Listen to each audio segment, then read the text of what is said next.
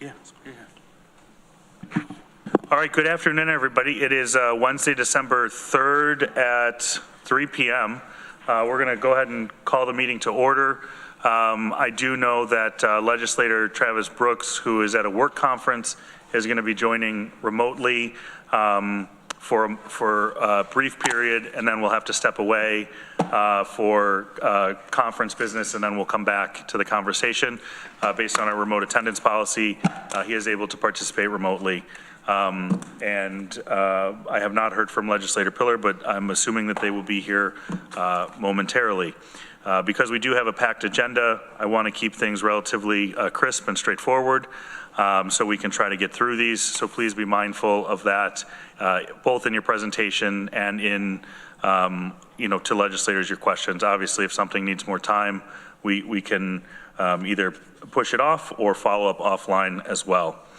Are there any changes to the agenda? No changes to the agenda. I have none personally. Seeing none. We do have public comment. We have Teresa Alt. Teresa is a friend to the committee and understands the rules of the legislature. And speaking for privilege of the floor, Teresa, I will say that you are probably the most consistent member of the public to this committee, so we appreciate you joining us this past year. Okay, yes, it's on. I wonder whether the Ithaca Area Economic Development Agency, when working for the IDA, can be persuaded to do a better job vetting the track record of applicants and also the accuracy of their applications. I think in the past, they have given the green light to developers who didn't need a subsidy, and at least one who was unlikely to complete the job. Thank you for your comments, Teresa. As one of the members that reports through to the IAED and being on their executive committee, I'll definitely share those comments and make sure those get passed along. We have minutes approval. We have the minutes from November 5th. If I could have a motion approved, moved by Mike, seconded by Deborah. Any discussion? All right, seeing none. Travis, we're going to start with you first always, and then we'll work our way around the table. All those in favor, Travis? Yes. Deborah? Yes. Mike? Yes. Ann? Yes. And I'm a yes. That passes unanimously. Next up, we have the appointments, 2026 reappointments, ID number 13690. If you give me a second, I will read those out. We have to the Strategic Tourism Planning Board, Steve Sellen, at-large member, term expires December 31st, 2028. And Michael Miller, at-large member, term expires December 31st, 2028. I'd go ahead and move those if I have a second. Seconded by Deborah. We'll go ahead again. Travis? Yes. Deborah? Yes. Mike? Yes. Ann? Yes. Veronica? Yes. And I'm a yes. That passes unanimously. We'd like to thank them for their service. Just as a side note, as we were looking at STPB membership, I am coming off as a voting member at the end of this year. Want to thank the STPB for having me for the last two terms. It's been great to be a part of that group, and look forward to staying involved with that group moving forward, but without a voting seat. Advisory board appointments. It looks like you switched the names backwards. Did I do that backwards? Mm-hmm. Okay, I'm sorry. Do you have that sheet, Taylor? Yes. Sorry, Okay, so what we did there was the advisory board appointments, and then we have the 2026 reappointments. This is ID 13690. This is what we'll now do.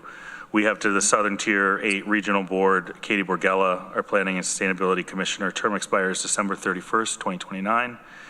And then reappointments to the Strategic Tourism Planning Board. We have Kelly McCosh, recreational representative, term expires December 31st, 28. Barb Romano, Cornell University representative, term expires December 31st, 2028. Marion Ware, at-large representative, term expires December 31st, 2028. And Alexis Saharis Grimm, term expires December 31st, 2028. I'll go ahead and move those if I could have a second. Seconded by Legislator Dawson. Any discussion? We need to go into executive session. Seeing none. Travis? Yes. Deborah? Yes. Mike? Yes. Ann? Yes. Veronica? Yes. And I'm a yes. So that passes unanimously as well. Thank you for those volunteering to serve again. Chair's report. We have a resolution to reaffirm the Tompkins County Legislature encouragement of the passage of a home rule law to expand membership of the Tompkins County Industrial Development Agency, TCIDA, ID number 13745. I'll go ahead and move that if I could have a seconder. Seconded by Legislator Pillar.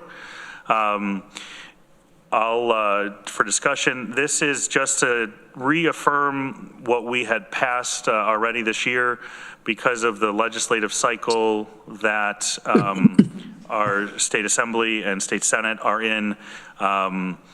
We don't technically need to do this, but it's best to just do this to show that we're continued in this direction. And what this calls for, to remind everybody, is 2 additional seats, so going from 7 to a 9-member IDA. And again, we had a lengthy debate and discussion previously this year. It's just reaffirming that. And then also looking to have someone that represents school districts or school districts' interest on the IDA. Any questions about the reaffirmation resolution? Veronica? I guess, so to make sure I understand, technically we don't have to do this and we could ask the state legislature to change their law based on our previous resolution? Correct. This is just so it has a more recent date, so Correct. they don't look at it going, oh, it's a while ago. Yeah, so what originally took place is we had put this on the agenda. Katrina was working with the legislative aide at the state senator's office. Because they're on a 2-year legislative cycle, they can use the existing resolution that they have. This was just because it was on the agenda, it's reaffirming, it just further reinforces the ask to the state legislature and state senate. We're being a little pushy here, but that's okay. That's kind of what we wanted with this one. Okay. All right, seeing no more discussion, we'll go ahead and take a vote. Travis? Yes. Deborah? Yes. Mike? Yes. Ann? Yes. Veronica? Yes. And I'm a yes. That passes unanimously, and Katrina will send that off in all its glory. Correct, thank you. All right, next up we have a member-filed resolution. This is a cryptocurrency royalty resolution, ID number 13706. Mike, were you going to move that? Yes, please. If there's a second, seconded by Deborah Dawson. Mike, I'll let you take it from here. So Maury's not here. Well, he's online. Oh, he's online, okay. Maury was going to take a look into this. I'm kind of waiting to hear what he thought of this. I don't know if he's done that. I know he's been very busy. So if he hasn't gotten the opportunity to look at this yet, that's fine. But certainly something I think we could talk about, if that's okay. Or if you're comfortable with it, we can move ahead with it.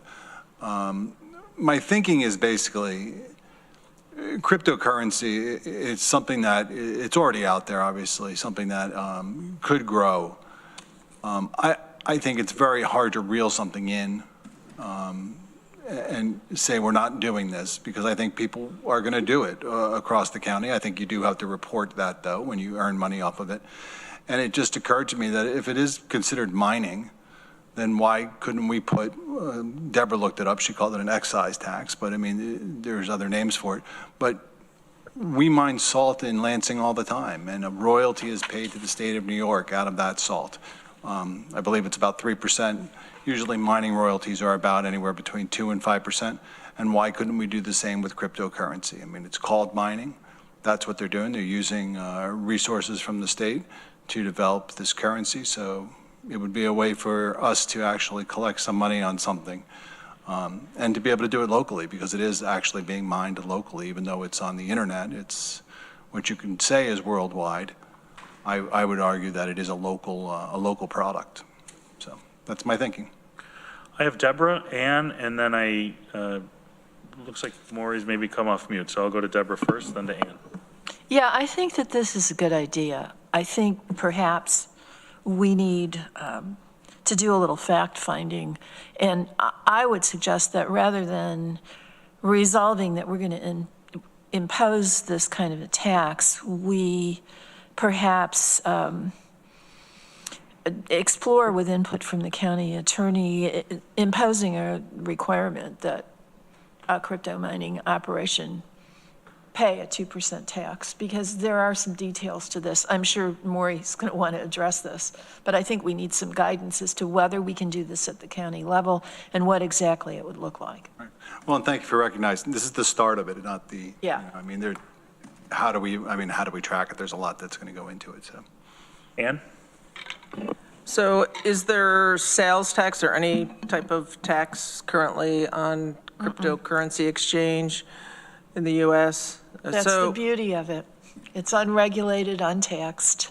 So I know that figuring out, how you would do this, how you would track it, how you make them accountable, and all that is Big job. things we're going to look into. But I would suggest maybe 5%, because we have a lot of, if we can't impose a sales tax on it, because sales tax would be 8%. So if we could, because there are going to be some issues, like you put in the resolution, higher utility bills, all kinds of different things. And so I would, I'm just wondering how people feel. I could think about making an amendment, but Okay. Can we hear from Maury, and then we'll come back Sure. to the question on the amendment? Maury? Apologies that you're only seeing a black box. I'm not sure what's going on with my webcam. Maybe that's preferable. But what I would suggest that you do with this is I remember discussing this with Mike and being intrigued by the idea and thinking it requires some study and review. I would suggest that you hold this to January to give me an opportunity to weigh in more fully on the legal issues surrounding this, recognizing that it's a concept we'd like to pursue.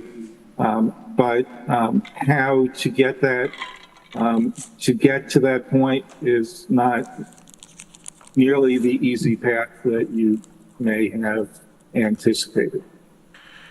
If I may make a suggestion that we could maybe make a motion to ask the county attorney to look into the mechanics of bringing this type of resolution to fruition, and then maybe table this resolution till our February meeting.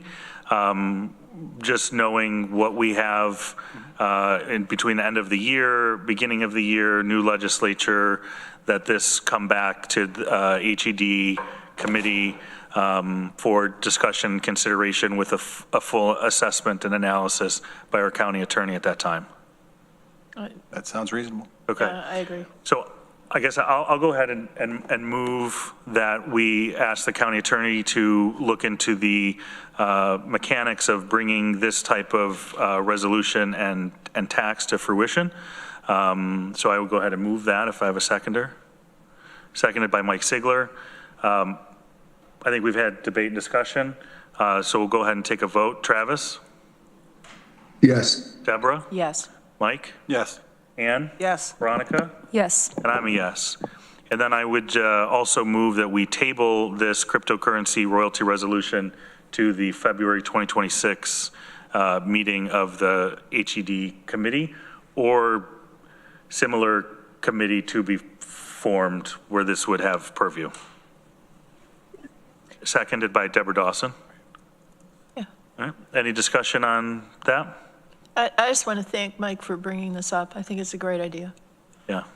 Yeah, appreciate it, Mike. All right, we'll go ahead. Travis? Yes. Deborah? Yes. Mike? Yes. Ann? Yes. Veronica? Yes. And I'm a yes.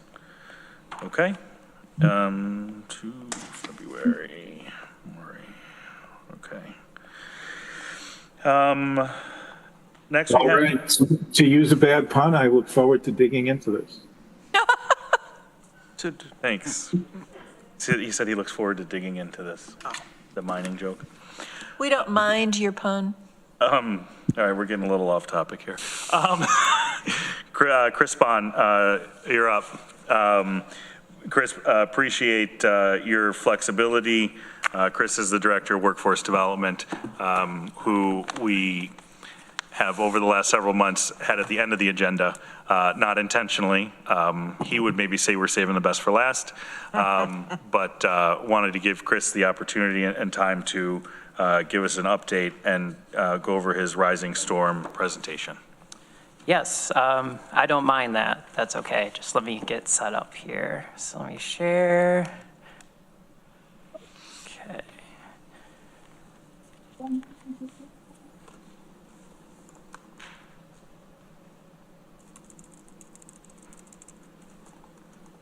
So this is meant to be a just high-level overview here. I'm not going to get too much into the numbers here. I just want to make people aware of what's going on in the world, in the workforce world. It's really just meant to open up your eyes and kind of think more. And in future meetings, we can talk more about what plans we can develop, what we can do to fix these issues, come up with solutions, because a lot of this does affect also employment at Tompkins County for like us as a county government. How are we going to fill in all these roles when people retire? What are we doing to recruit younger people to come work for our inclusive government? Different things like that. It's going to be a significant issue for this department, for this county as a whole, and also for just businesses across the board. So please just think about those things also when we go through this. So Lightcast is the company that did this report, and they're the gold standard in the data job analytics world. The New York State Department of Labor uses them. Different economic development organizations use them. They scrap job postings. They use governmental statistics, trends. They have a bunch of analysts, and they do a lot of stuff with data and predictions and how the future is going to be. So they did this report called The Rising Storm, and the whole purpose was to make people aware of what's going on. And you cannot prepare for a storm if you do not know it's coming. So the goal of this report is to make people aware. So currently we need to understand like what crisis we are in right now. So as you know, it's hard to fill jobs. It's hard to find employees. A lot of places are not getting job applicants, different things like that. And that causes a lot of frustration, obviously. It causes frustration for me also, even when we want to fill a role in our department. It hits all levels of leadership, frontline staff, anything, you name it. And I think what also causes this frustration is we have this mentality from the baby boomer generation, and that's like the high times of our economy of there was plentiful jobs out there. There was a lot of people were working. They were in the workforce. Things were rolling along. A lot of people were engaged with employers. Like there's tons of applicants for jobs. Like there's a luxury of just like pushing away a lot of qualified people. So that was the world that we have all basically grown up in. Basically, even if you're a kid, like that's something you've seen. But what we're entering now is the phase of where this generation also needs to stop working and retire. And that's a significant issue, especially for our area too, due to the age of our population too. So basically we have a lot of baby boomers who will be retiring, and who's gonna fill those jobs when they're gone? And who's gonna take care of them when there's, like for the service industry, who's gonna take care of them? We're talking about healthcare, different things like that. What are we gonna do? Because right now we don't have a plan. So this is just a look. I'm not gonna go slide by slide. It's kind of like what I touched upon. This was the world that we used to live in. People competing for limited jobs. There's a lot of qualified people. Okay, so the rising storm. So like I said, the baby boomers are retiring, and this is unique because it's a very large demographic, our largest right now, and younger workers approach work differently. So kids may not necessarily be working at McDonald's at age 14 doing part-time job. They may be doing summer camps or other forms of employment, volunteering. They may not get their very first job until age 22 or 23. A lot of our younger folks are living with their parents in their early 20s and even further into that. So there's also people who they may take a gap year from school, and a lot of people are also, the mentality is always like, you got to go to college, like that's the American dream. You get your degree and it's all figured out for you. So we just have so many people with college degrees also. So that's also like why this situation is unique, because that leaves a lot of different vacancies and different positions that were usually filled. And then also participation for working men has been falling, and we'll get more into that of why that is possibly falling, but that is also a large demographic of our workers, and that's falling. So today's labor market, so 80% of the 5 million people who have left the labor force since 2020, 80% are over the age of 55. The chart on the left is just the ratio of people who are 65 plus population to the 25 to 64 population. So as you can see, this starts at 1954 and it hops by decades. So the next one would be 1964 and so forth. So as you can see, we are slowly declining in that ratio of that. So again, this is showing the numbers of the issue that we're facing. Like, our workforce is retiring, and also our country's birth rate is lowering. Like, we don't have people who are going to be engaging in the workforce. So that is slim picking for employers who are looking to fill jobs. So this is another piece. They talked about the toll of addiction and incarceration. So again, our county does a good job at trying to address this. Obviously, we need more funding towards this stuff to really hit the ground running with this, but I do appreciate the work that is being done, but obviously we need to be investing into this also. And this also affects men a lot when you look at the numbers. I'm not gonna go through every single number, but this is the numbers that they pulled. So we have people out of the labor force simply because they're addicted. We have people who went to jail, who are in prison, and that's time lost. And then when they come back out, who's helping them? Who's supporting them? Like, what resources are out there? How are they being judged? That also just goes into a whole job description thing, background check. That's a whole other conversation, but we don't have time for that. Tight agenda today. But this also plays into it too. So what are we doing as a community to also help alleviate this challenge? And the last part, 9% of men in the US will serve time behind bars in their lifetime, which is a lot.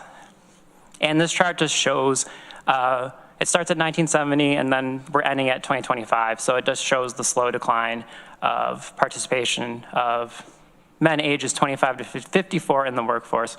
And then to the right, this talks about, these are skilled trades, and over 90% are male. So this is why we started Tompkins Build, and we partnered with IAED, is to change the narrative of who works in the skilled trades. It needs to be a lot more than males. So that's something we're working towards on that program. So again, we appreciate the continued support around programs like this, because they do make a difference and they can help solve those challenges. The first Tompkins Build cohort had half females, and then this one also has half females also. So of course, we want more diversity racially also in that too. So that's also something the program's working towards too. Okay, and then this talks about how 9 out of the 10 jobs with the most job postings in the US do not require a college degree, and you can see them listed right there. But like I said, as we know, a ton of people are going to school with college to get college degrees, and really what jobs are out there for them. So we need to be thinking about, when we're engaging our youth, making them aware that the skilled trades is a very good career pathway for you. If that does interest you, we need to be really creative on like where we're directing people, what degree makes sense, what are they doing. This is not workforce development, Director Chris talking, but on the left, you can see some of these jobs, like AI could theoretically replace some of these jobs, you know, like fast food, Dunkin' Donuts. I think something could make my coffee at some point eventually. I don't know how close we are to things like that. I know when looking at Wegmans, it was a big deal when they had the self-checkout. It's like, oh my God, there's 6 checkout things, and now we have a whole section. So it does take time for people to adapt to technology changes too. So if we did a drastic change, I think it will be a challenge for more than half of our population, because if you're forcing someone to use a kiosk to order a coffee or all these things, it's gonna cause more of a pain in the neck for you. So, but at some point, you know, we're going to get there. I don't know when, but I'm just throwing that out there. That's something to think about. And again, this is just comparing. So like once we put this all together, that's going to leave us 6 million workers, like a shortfall of roughly 6 million workers. And then they said for the first time in history, more people will turn 65 than 16. So again, that goes into our, what we've been talking about with our declining population, people retiring, and as you can see on the right, we need female participation, women participation. Immigration is very important. That contributes to a lot of the new employment throughout the country is immigration. So that we also need that for our area. And no perfect storm. You can't prepare for the storm. There's always going to be something. So we just need to come up with what we need to come up with what we have. So the report gave recommendations. So 4 options from the report: expand and diversify talent pipelines, globalization to push work to other countries, invest in automation and productivity tools, reimagine immigration, and workforce participation. So obviously we don't want some of those things for our area. We want everyone to have jobs and being on a meaningful career pathway. So Globalization's not going to help us much. Yeah. I'd let you take the mic, but we don't have a lot of time. Yeah. So. Way to manage up, Chris. I like that. Yep. So who's going to do the work? Obviously, I think Tompkins Workforce Development plays a role, but working with our partners also across the board, really. It's like not just us can solve it. It's really takes a village. Like I said, there's people who are incarcerated. There's people who just need another chance. So I'm glad that there's a lot of new leadership going on to enhance the work that's already been done in this area. So we have a new DSS commissioner. Been talking with her a lot. IAED will have a new president in January. Tompkins Chamber has Peggy Coleman now. So there's a lot of great opportunity for us to collaborate with them and brainstorm around what we can do to fix this problem right now. Currently from our end, we've been working on Tompkins Build and Direct to Work. We're working with Southworks now on that new project. We're looking into the childcare industry, and at the state level, we're talking with partners. And a couple other things, like we're looking at healthcare. We just had our Healthcare Careers Expo where we had 300 youth attend that event to make them aware of what careers are out there. So they got to talk with several employers and go to workshops and tour IC's campus and learn more about their programs. Our 2026, we would like to engage more with the tourism and hospitality industry. In the past, we worked with the Strategic Tourism Planning Board on a grant. So we're hoping to reapply for a grant there if they have that again, and brainstorm around ideas on how we can help improve that area, because that's an in-demand area that would be impacted by this report, obviously, too. That's kind of like our next thing we want to focus on, really, because we've done a few other things the past year, but this is something that we want to prioritize, along with the new relationships. So that's mainly what I have. You know, a lot of times I talk about the youth. I'm like, the youth are so important. So I do talk about them because, they are important and they're our future, but I am always talking about that too, because we need them to stay in our area, and we need to be sure we have an inclusive environment for them, and we also have opportunities for them too. So I just really want the legislator to know this is a big issue that is going to be coming very fast. And if you think about it, I'm sure we can all think of examples of oh crap, what is that department going to do when that person leaves? Or it's already hard to fill some positions, like leadership and all levels. So what are we going to do? So that's my time. I know we're busy today, but before I'm done talking, I did want to thank Annie Koreman for your time on the legislature and your constant support. You're a staunch supporter of Tompkins County Workforce Development. You're always there supporting us, and I really appreciate. You're one of the first people I got to know when I moved here, and you made me feel like I knew you my whole life. And I appreciate how you make people feel special, that they're heard, and you certainly will be missed, and we'll do our best to continue on and meet your expectations and help as many people as we can. So I did want to thank you.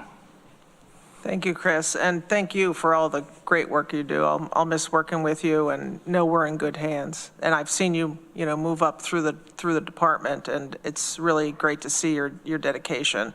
Like you said, there's people that know a lot. There's also the people that are just really dedicated. That's a key piece. So we really have a gem in you. So thank you. Thank you. I think you said that really well, Chris. Ann has been a staunch supporter of our staff and the work that our staff do and continue to do. So that I think is recognized by many, but appreciate you taking the time to say that. Questions for Chris on the report? Deborah? More of a comment than a question, but it's interesting that these options, expand and diversify talent pipelines. Meanwhile, we've got a federal government that's trying to eliminate entire swaths of professions from eligibility for scholarships and educational support. Globalization to push work to other countries. Well, we're all about that. Reimagine immigration and workforce participation. I mean, dear Lord, if it were up to this government, we'd have no immigration. And the other thing that concerns me is that the economic disruption it is interfering with the availability of jobs. I note in this IAED report that Direct to Work, which was a great program, hasn't been able to run lately because employers are reluctant to participate because of economic uncertainty. So you've got double the challenges. Yeah, yep, that's true. There's just too much uncertainty, so direct to work didn't happen. Yeah, good luck. Hey, we're gonna. Yeah, I know you'll do your best. We'll try.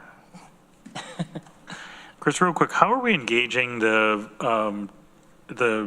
BOCES job training programs, local high schools, those type of things, and trying to get out in front to show, I'm a product of vocational education at the high school level. I absolutely think it was the best, most life-changing thing that I did. And I still had the opportunity to go on to a 4-year degree and all of that, but I could also work and pay to do that, right? Because I had a skill. And so I think, I'm personally a big believer in that model, and would just be curious to see how we are or how we could be better at either being the convener or creating some pathways, or just what are we doing in that realm? So TSC BOCES is on the Workforce Development Board, so we work closely with them a lot with the adult ed program, and then of course naturally with the youth in the schools. And I've talked with the new superintendent, Lily Talcott, a lot, and we do a lot of engagement with them through our youth programs, our summer youth employment program and youth employment program. So our youth staff is talking with different schools to get them involved in these programs. So Ty Basilius, who's our deputy director at the Career Center, is working a lot with the different schools all throughout the area, developing those relationships, because she started in the deputy director role maybe like a little over a year now, maybe a little longer. I've lost track, but it's forming all those relationships and building out that infrastructure. So that is being done right now as we speak. So we will see more of that grow as the year moves on going into next year. And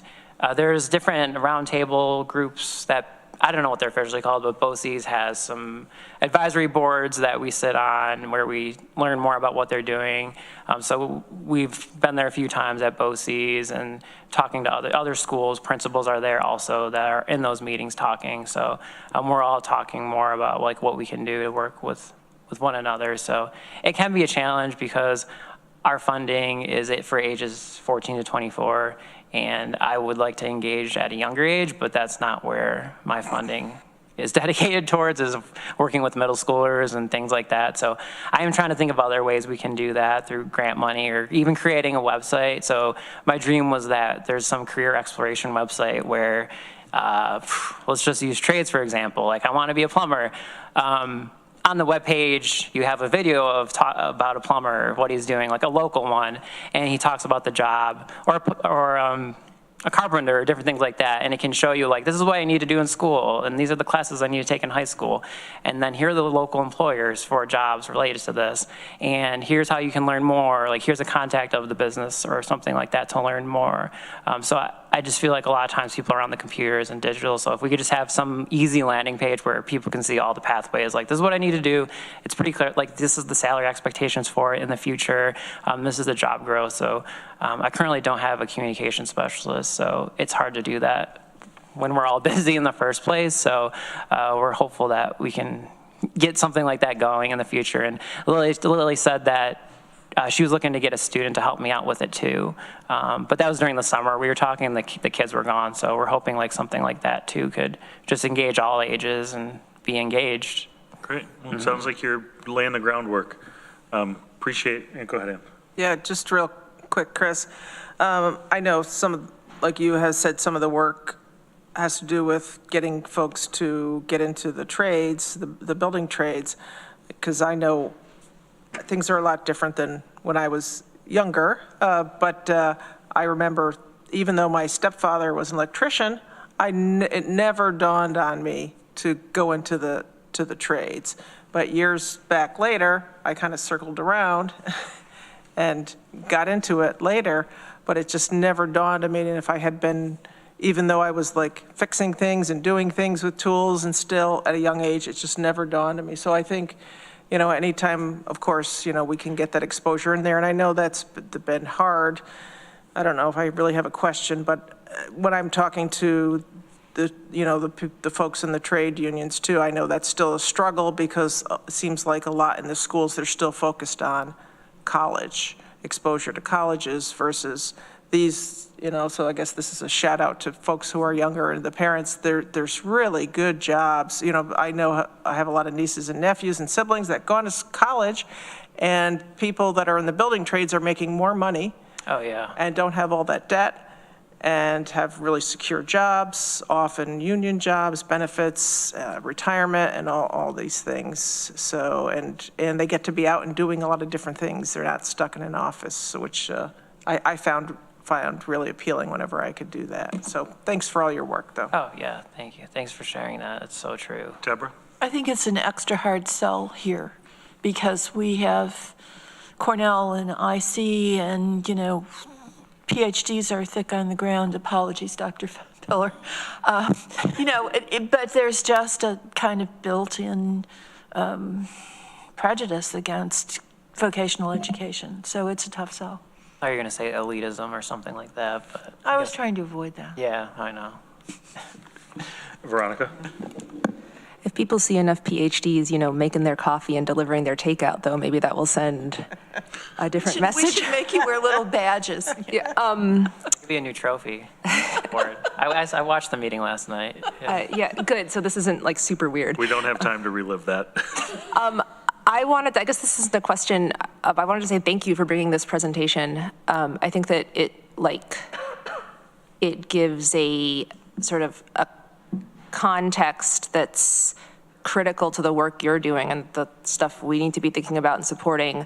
But we maybe don't often get to hear such a robust description of like something like this rising storm and the national workforce beyond like little comments, or we'll hear from department heads on like something more specific that they're doing. So this is helpful.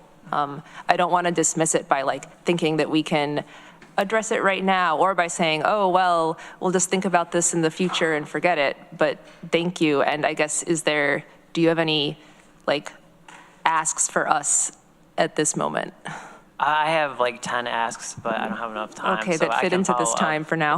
Now, I think They usually come during budget season, if I remember correctly. Most of them involve money. Yeah, but I do Real think quick that comment. legislators can advocate about the New York State retirement system, and there's different tiers, and I'm in tier 6, and it's awful, so it really gives me no incentive to stay here, and it doesn't give me any incentive to get new employees to come here. I'm trying to be brutally honest. So, but I do know I am fortunate that other people don't have much. So like I do have a lot of privilege being in that tier in and of itself, but Plus you get to work with us. yeah, and I get to work with y'all and everything.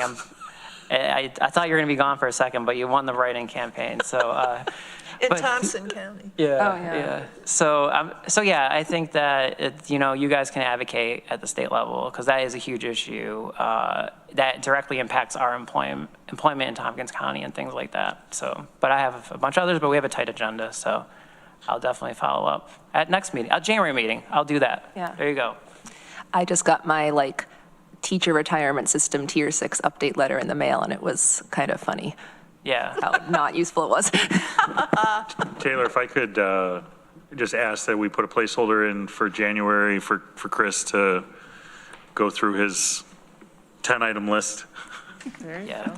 The 10-point plan for 10-point plan for how to solve the workforce crisis in Tompkins County. You got a lot of work to do over the holiday, my friend. And? Yeah, just thinking about the new folks coming in, when you meet with them, this would be something to refer them to this, your presentation and also, this report you had done. It's really, really good, really eye-opening. Thank you. Chris, if I would ask just in conclusion, before we move on to the next item, if you could maybe share this report with the full legislature, members of other legislators, maybe a brief synopsis of why it's important, and you can also refer back to this meeting.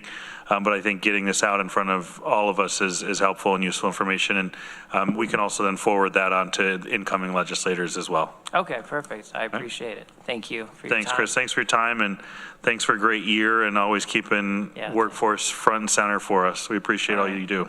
Thank you, everyone. Thanks. Happy holidays. Next up, we have,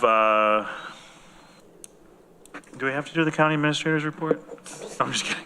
We have the county administrator's report. I'll move that we do the county administrator's report. Thanks, Ann. We have an emergency shelter update, conceptual design ID 13732. Do we want to, I'll just, Corey, you just take it from there. Yeah, I'm still sleeping from last night, so it's good to postpone it. Yeah, so I believe a couple of months ago, we went through some presentations. At the time that we did that, we were close to signing up service provider to work with us to develop the shelter and get us ready for HHAP application next year. So Monica is here to take us through where we are, and she has a presentation to also explain to you how the project is being developed and what are the next steps going to look like. And also Brittany is here, so you can add to the conversation as well. So Monica, you can take it away. Yeah, Monica, if I could just ask if you could just, again, reintroduce yourself for the record, and anybody that you have joining part of your team, just let us know sort of who's a part of your group. That would be fantastic. Great. Hi, guys. So my name is Monica McCullough. I am the development consultant who was engaged to help work through the shelter development on the Cherry Street parcel.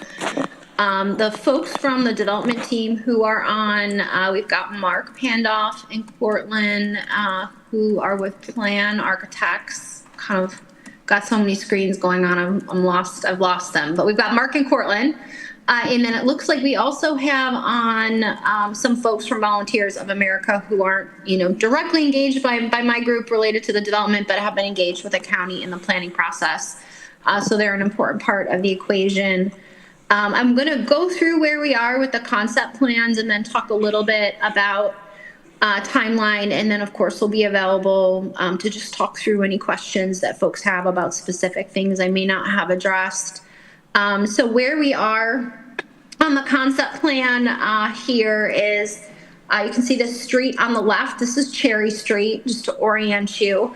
And then over to the right here are the train tracks, so you can get a sense of kind of the physical placement of this site.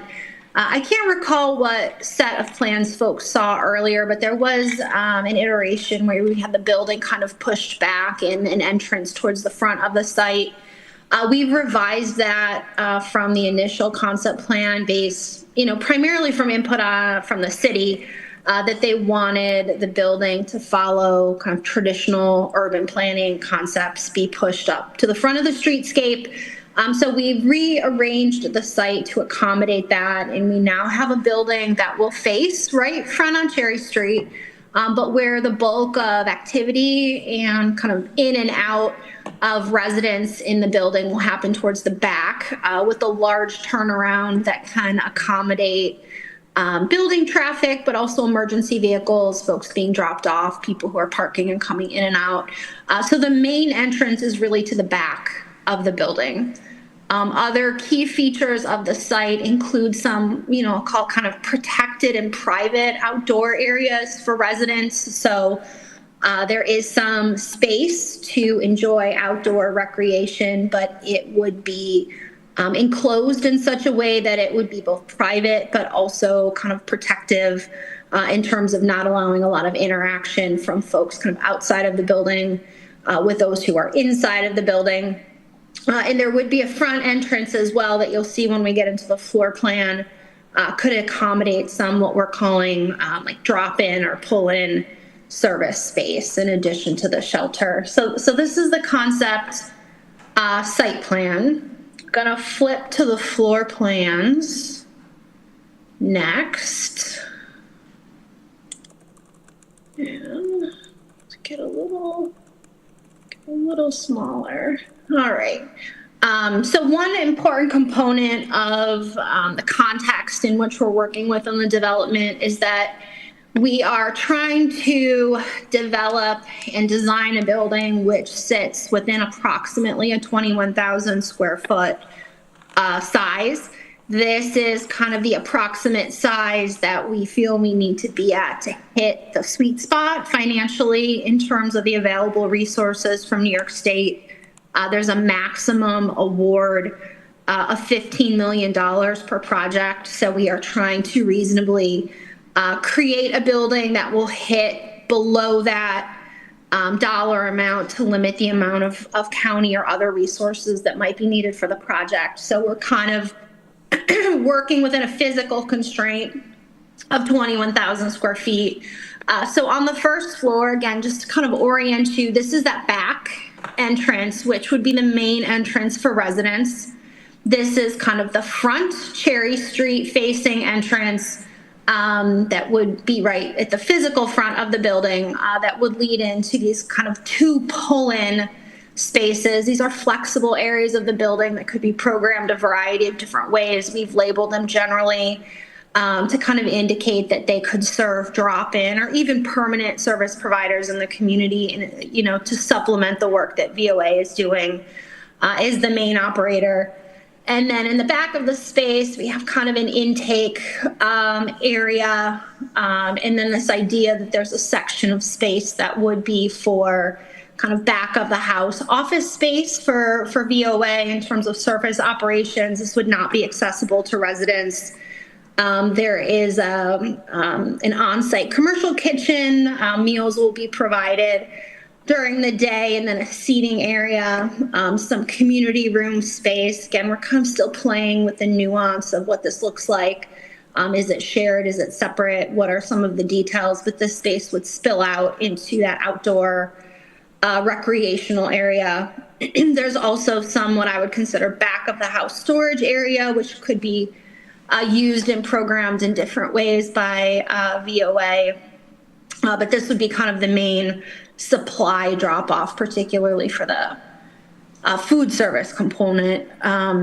We've been trying to build in as much flexibility to the design as we can. So one of the things that we have thought through is, overflow code blue. What does that look like? So plan has just done a small mock-up of kind of what a code blue scenario could look like on the first floor if it was ever needed or desired, that the community room and the dining space could be programmed for an additional either 15 single beds, single story, or 30 bunk beds would fit in there. So again, that's not the plan, but this is just a designed to understand what could fit if necessary. So this is our first floor. The building overall has 3 floors, so I'll take you up to the second floor, which is designed in kind of an open floor plan layout.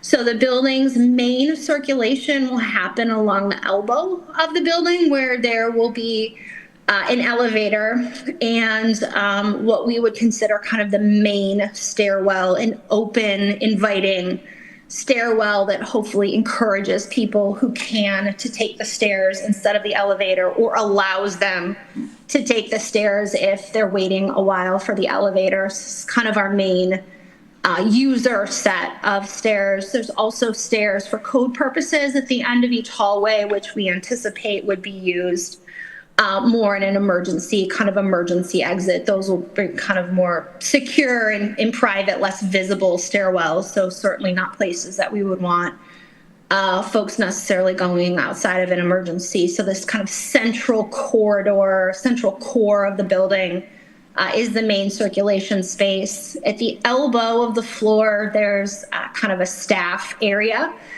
We've got a station and a case manager office, kind of a staff supervising who's coming on the floor with some visibility down each hallway. This floor plan on the second floor is an open layout.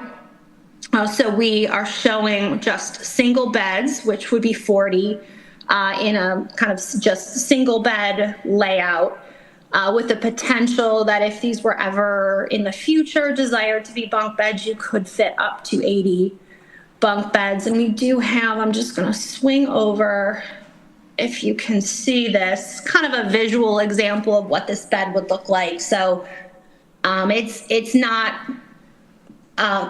not private by any means. It's open on the floor, and that is designed to maintain strong visibility down each part of the building.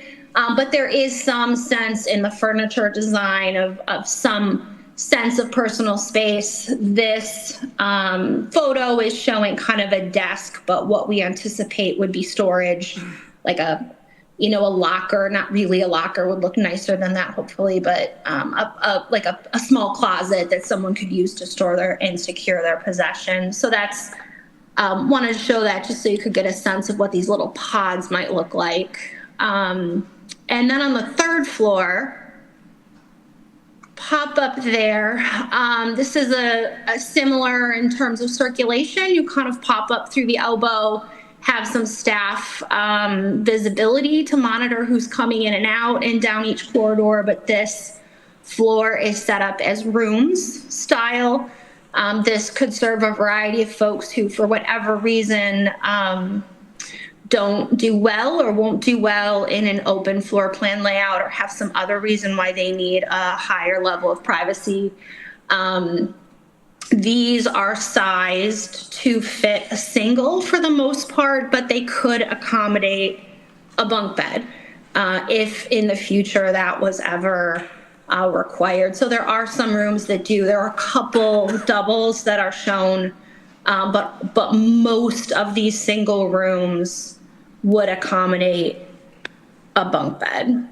We've got laundry on each floor, and then bathrooms. The bathroom design is kind of individual bathrooms. So folks would go into an individual bathroom that has a shower, a sink, and a toilet to have privacy as they're in there in an individual bathroom. So that's the floor plan.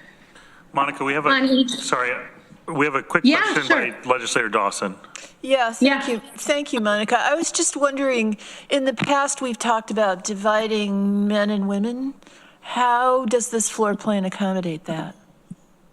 Yeah, so there is no specific division of men and women. That is something in this layout that VOA would need to handle programmatically. So there's flexibility in terms of what that layout would look like. And I don't know, I know Junior's on. Is there anybody from VOA on who wants to talk about that more specifically in terms of how you would programmatically handle that? Yeah, programmatically, we would separate the one side of the L if need be to accommodate the women. Okay, thank you. I thought that might be the case, but just want to make sure. I guess I would just take a point here for a second. Not all gender is binary. And so I think it's important to remember conversation around, and maybe it's not male, female, how we handle gender differences, or maybe a more inclusive language preference. I think maybe would be better in line with our values as a community. So if I could just kind of raise that, I know it's very easy to fall into male, female, but there are individuals that I identify differently than that. And so I think it's important that we highlight how the space will interact based on, gender needs, or, needs of how the individual identifies. Mm-hmm. Oh, yeah. Sorry, this is Junior Dillian. I am on the call as well. And sorry, I am traveling, and so I'm unable to come on camera. I think we've discussed some of this before in terms of, we're big on trauma-informed practices. And so gender-affirming language is key to us. And we definitely place the emphasis on taking care of those folks that are in need, and affirming how they identify and coming up with reasonable and practical solutions to meet their needs. That's great. Appreciate that. I have two legislator hands up right now. If we're on this topic, we can jump in, or if it relates to something else. I don't know, Monica, if you have another step to the slide that you want to show. Yeah, we can, I'll just show quickly the exterior elevation. These are brand new conceptual starting points for what the exterior design may look like. So we have a couple shots of this from the front and the back. This gets to that main entrance, again, shown here for residents. And then, we have some kind of slides that show the massing of what the building would look like on the site, but really I think it's kind of just this. And the meat is in the floor plan and the design, so I'm happy to jump back to that and talk through more design-related stuff before we talk about timeline. Great. I've got Legislator Koreman, then Sigler. Yeah, just to go off, add to what my colleague Greg Mezey was saying regarding, not all people identify as a binary, one of the binary genders. So you're saying you have some ideas for how to deal with that. I would imagine that would include for a sleeping area and for bathrooms. So what are your ideas for that? Did we see correctly too, and to that point, it looked like the restrooms were individual stalls, which I greatly. Well, some were not. Some were like the sinks are all in a row. I think that's. Those are washers and dryers. That's laundry? Wash and dryer. Okay. Yep. Yeah, the bathrooms are separate throughout, first, second, and third floor. I'll have individual are all the So are all the bathrooms gender neutral? Yeah, I mean, theoretically, yeah. Mm-hmm. They could be. They can be programmed in any way that makes sense. They're all single stalled. Right. Yeah. So I'm asking you that what they would be then. So I just want to make sure in the plan that it's not that they could be, that they are. That they are, or you have some that are gender neutral. So just want to make sure that's early on in the thought process. And the same thing for sleeping areas. Just. Mm-hmm. Well, like I said, we would be first of all, we use motivational interviewing and gender affirming language. And so on entry and intake, these are things that we would be aware of. We are in the process of, as you know, designing the shelter, but this is certainly something that will be taken into consideration in terms of what makes sense for folks that we're serving, and where that will be allocated in terms of bathrooms and bedrooms, sleeping areas, I should say. Okay, so it sounds like you're working on this, so I would want to make sure that this is taken care of, it is really addressed. Yeah, most definitely, and that's what we're currently doing at Cherry Street too. We do have separate areas for people that, and how they identify and whatnot. So we would definitely do that for this location. Also, that's why we have private rooms on the 3rd floor. So we would definitely do that. Okay, and so you have like an intake form too? Yes. So that, I'm not. Well, we would have to go through, we would do the intaking through the HMIS coordinated entry and how we would identify it. Yep. So I'm not sure it needs to be discussed maybe at a committee level, but there might be a couple of legislators that might be interested in seeing that. Some of us for a different committee, some of us met separately with some folks from the sheriff's office to go over their intake form and just to make sure it was as inclusive as we were hoping it would be. Most definitely. Mike Sigler. I guess my question would be, so just looking at the plans here, I mean, it's primarily a single sex shelter. So if a woman with children comes, for just as an example, we're still putting them in a hotel. If a woman came, no children, we would put her in a hotel. No? No. Families aren't housed. This is not families. This is an adult facility. Historically, our practice has been that families are housed separately based on regulations. That's what I said. Yep. So this is all gender. So what would be how can it be all gender then? I guess is the question. Same way that our Cherry Street shelter can be all gender. It has different programmatic spaces that are created based on my understanding, and somebody correct me if I'm wrong, based on the demand of the individual seeking shelter. That's why this gives a high degree of flexibility to either cordon off one section programmatically, open up another. If they don't have that many individuals, they can shut one wing down, and they have different floors. They have different floors. Yeah. So it definitely can be multi-gender, just like our current Code Blue facility is multi-gendered. Okay. Veronica? Yeah, thanks for presenting this. Who all has been involved in the creation of these plans so far? I guess other than obviously y'all who are on the Zoom right now presenting. Yeah, so we've had, a large number of county staff from DSS and a variety of different departments have been engaged. The VOA staff has been engaged.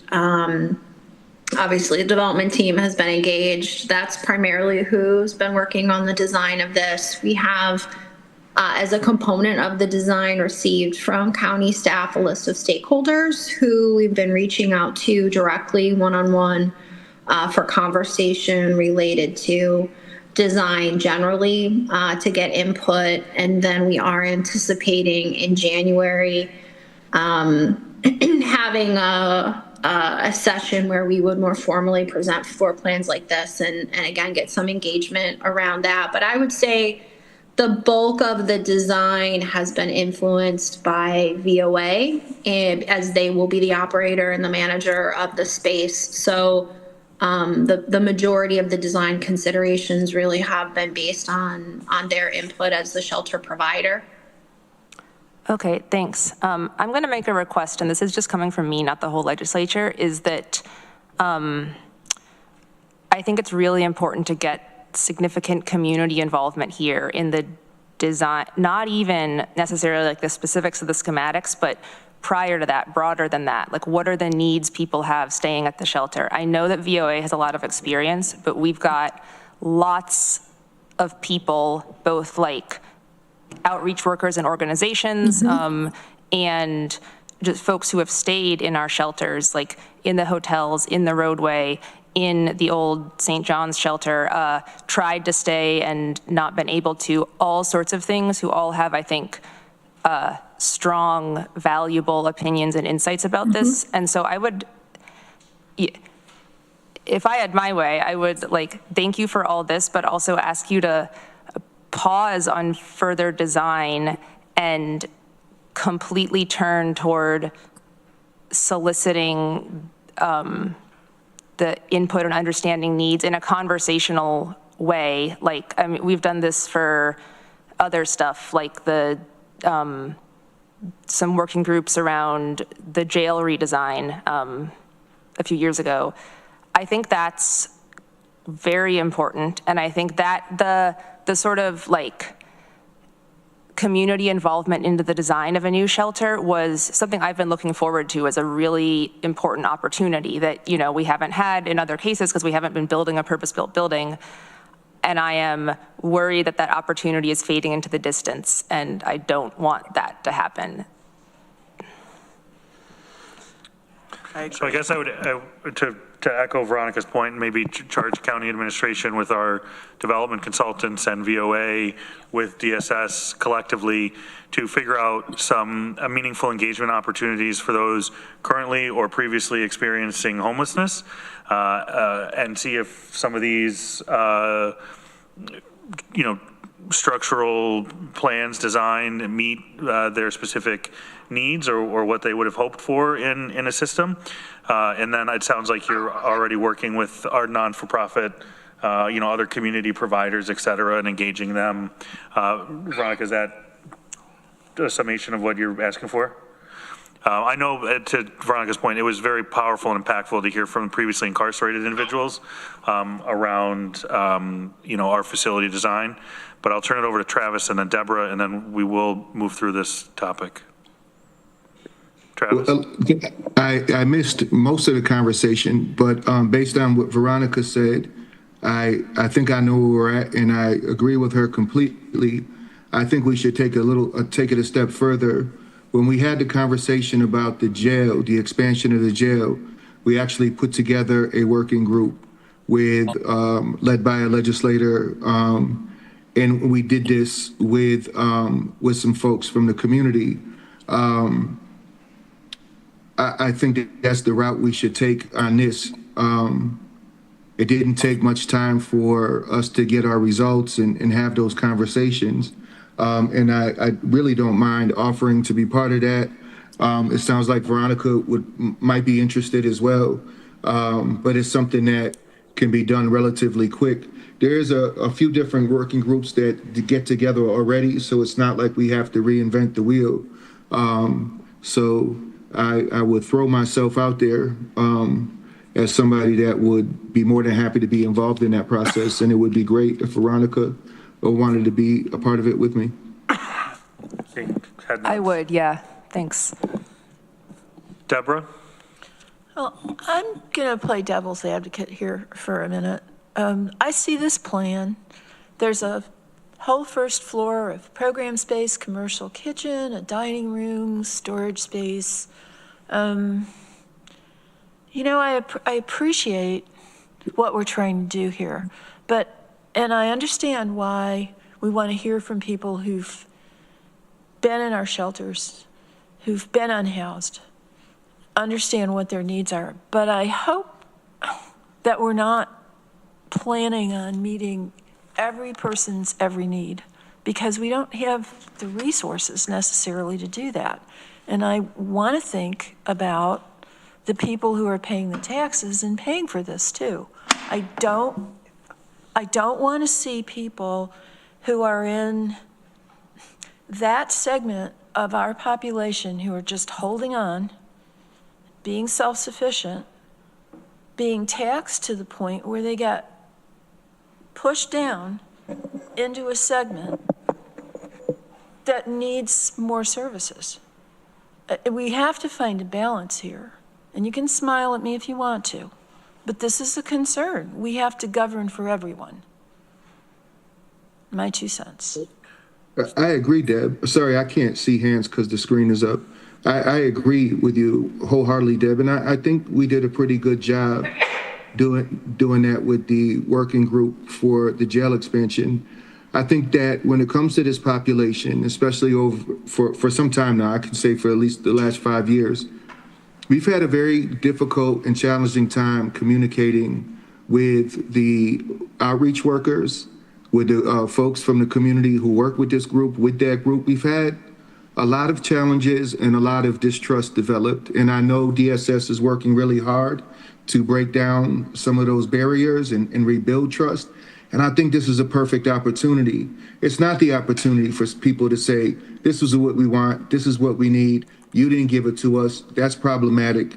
But it is an opportunity to hear from folks, especially outreach workers, so that the first go around, everybody's included in this process. I definitely agree with you that this isn't, the opportunity for everybody to get what they want out of this.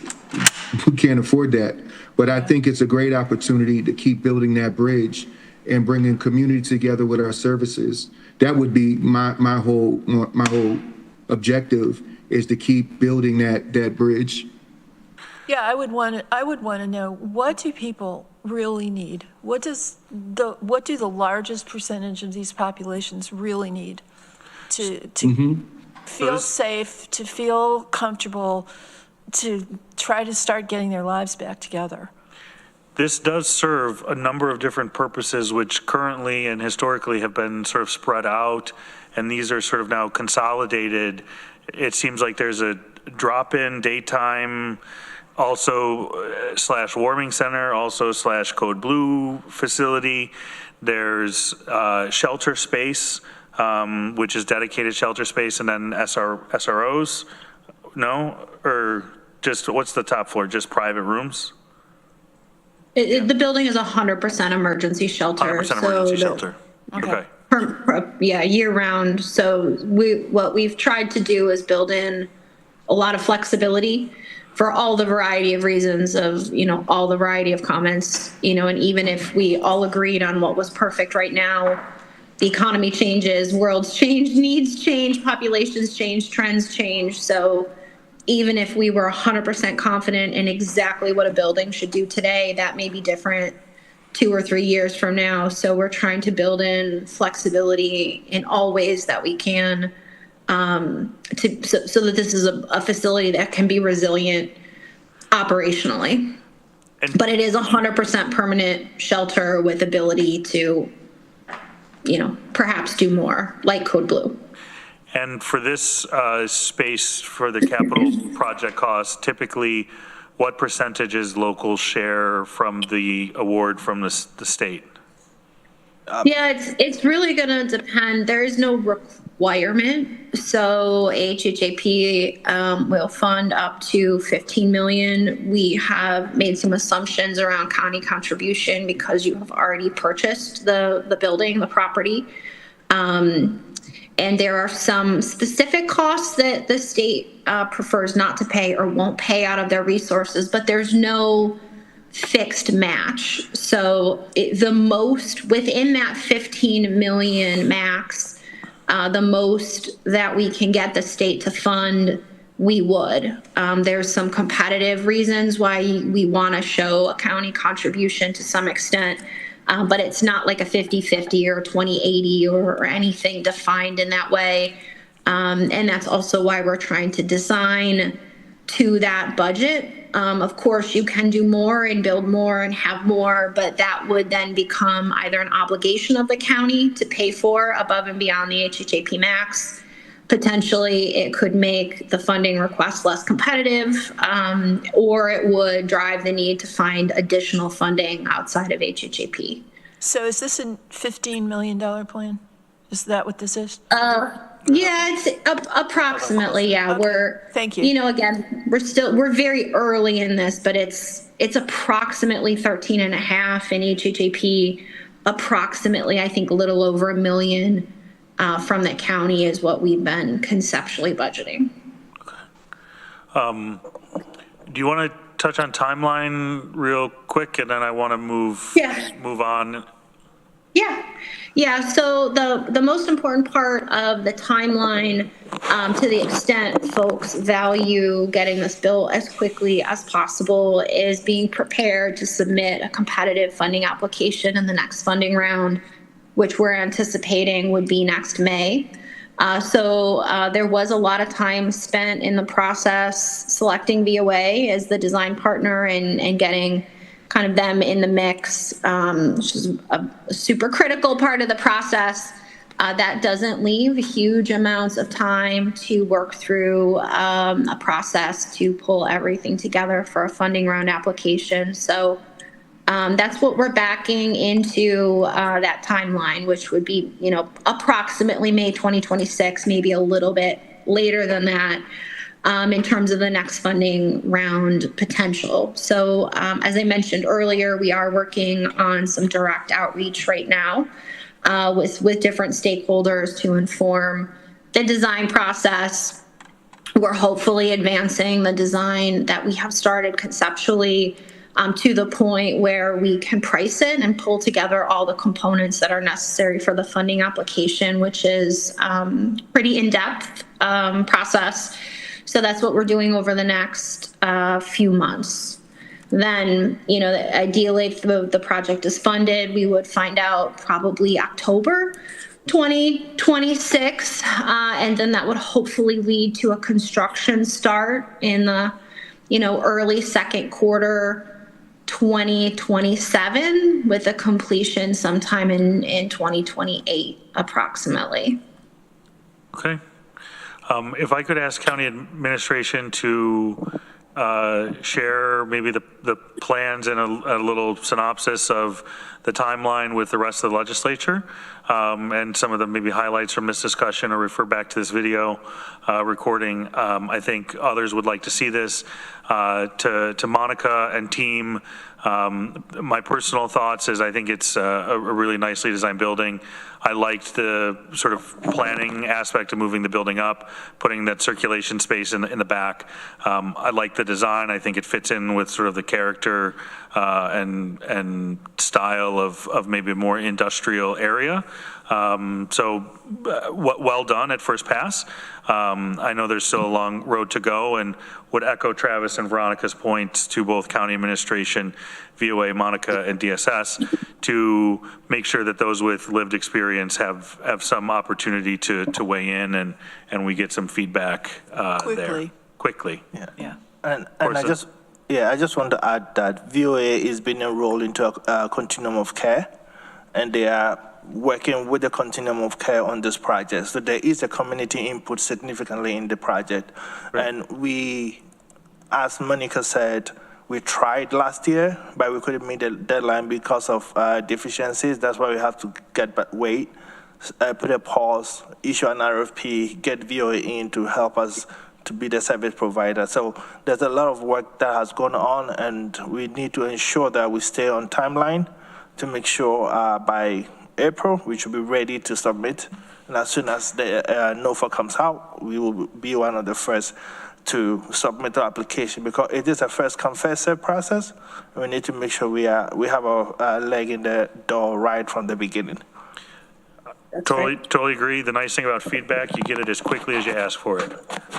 So the faster we ask for it, the faster we'll get it. But this has been a good start. Veronica? Just briefly, to Deborah's point a while ago, I agree we can't go spending like infinite money, but I think there's often things that are cheap or zeroed. Right.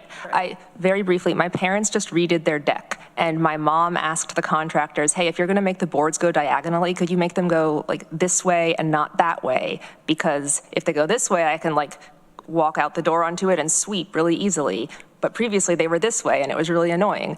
Probably costs $0 to do it differently, but it makes a meaningful difference in her life, and no one would know this except that she's been sweeping for decades. Not a huge deal, but it's like that kind of thing. You don't know what you're gonna learn. Yeah, and I think that's where having VOA as operating partner involved early in this process, you get a lot of those things, right? We get the debate between form and function, and I think we can achieve a nice balance of both. So, Monica, thank you for the presentation. To Mark, and was it Cortland, was it the other individual on? Yep. Appreciate your efforts on the design and the plan and work there. And Junior and team, thank you for being part of the discussion.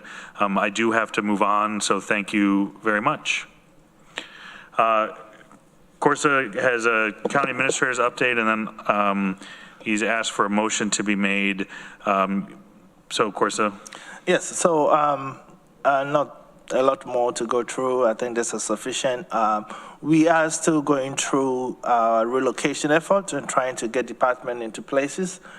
We recently identified a space at Seneca Place, which was really great. We want to be able to start discussing or negotiating with the landlords about that space, but because one of the department that will be impacted is also does report to this department. We just sent an email out earlier. Ideally, I felt that the resolution can go to F&I, but nothing stops bringing it before this committee to make that motion for us to move forward, for it to go to the full edge, for us to give us the authorization to move forward and start negotiating for the lease space to occupy, to be occupied by some of our departments. So I'm going to clarify a little bit too. If we want to have a specific conversation, we do need to go into executive session. There's a programmatic department that report up through this committee that are considering a relocation for swing space during the potential development of the center government and for other reasons. So what we've been asked to do is authorize at this committee county administration to begin some lease negotiations with the landlord at Seneca Place to offer space identified as suitable for use as swing space for county departments based on the primary terms outlined in a letter of intent. Administration will keep the legislature informed of progress and any finalized lease agreement, including all relevant details, and the departments included in the relocation will be returned to the legislature for approval by resolution. What this does as a program committee is just gives a directive to county administration to come back with something more formally. Does everybody understand the current ask at hand? So we're not going to go through the whole brouhaha we had about the Board of Elections? Correct. No. Okay. Absolutely. So That once, we're not going to do it twice. absolutely. So the only amendment within that will be county administration and county attorney. Yes. Yes. Yes, of course. So anybody have any questions on, because I'm going to make the motion, I'm going to ask for a second and then. I do. Okay. Can I just Yeah. peek at it, since you have it there? Yep, so I'm going to read it and I'm going to move it, and then if I could ask for a seconder. So before you do that, I'm just wondering, can there be a part in there that we return to the legislature for approval by resolution? So we'll get Formal. this Yes. say at that point. 100%. Okay, just wanted to make sure. So the motion would be to authorize county administration and the county attorney to begin formal lease negotiations with the landlord of Seneca Place for office space identified as suitable for use as swing space for county departments based on the primary terms outlined in the letter of intent. Administration will keep the legislature informed of progress and any finalized lease agreements, including all relevant details on the departments, including the relocation, will be returned to the legislature for final approval by resolution. And I so move. Second by legislator Dawson. Any discussion on that? Again, this just authorizes county administration to go get more detail and come back to the full legislature. It mentions a letter of intent. Can that be shared with the legislature? We've shared it. It was in your, it's confidentially shared in your email Okay, sorry. prior to this meeting about noon today. Okay. Sorry for the short notice, but it. I and just these had things another move appointment, so I guess I didn't see it. quickly. Sorry. All right, roll call. Travis? Yes? Reading lips. Yes, all right. I see it as a yes. Deborah? Yes. Sorry, yes. Mike? Yes. Ann? Yes. Veronica? Yes. And I'm a yes. Great. Of course, anything else? Yeah, so just to clarify, this is, Can you use your mic? Mike? the motion is going to the full edge on the 16th before we start the process. This motion that we just approved. Yes, It is. yes. Okay. Okay. Maury, does that happen? Can't you just come back with the Need the full approval. negotiated lease or a lease to consider? No, a committee I can't think it would, authorize. what, I'm having some slowness here. I think given recent experience that for a contract of this dimension and impact, that It should really be a two-stage resolution process, one to authorize the negotiation and then one to approve the lease agreement. Okay. And that way, along the line, we can establish sort of a drop box or some sort of mechanism so that legislators who are interested in the details of the negotiation as they progress can have those. Great. I guess I would ask the clerks to put this motion into some sort of form acceptable for debate at the legislature. Thanks. Okay. Anything else, County Administration? No, that's it. Okay. Homeless and housing update. Turn it over to Brittany and Dina from our Department of Social Services quickly for an update. Oh, quickly. Quickly. Okay.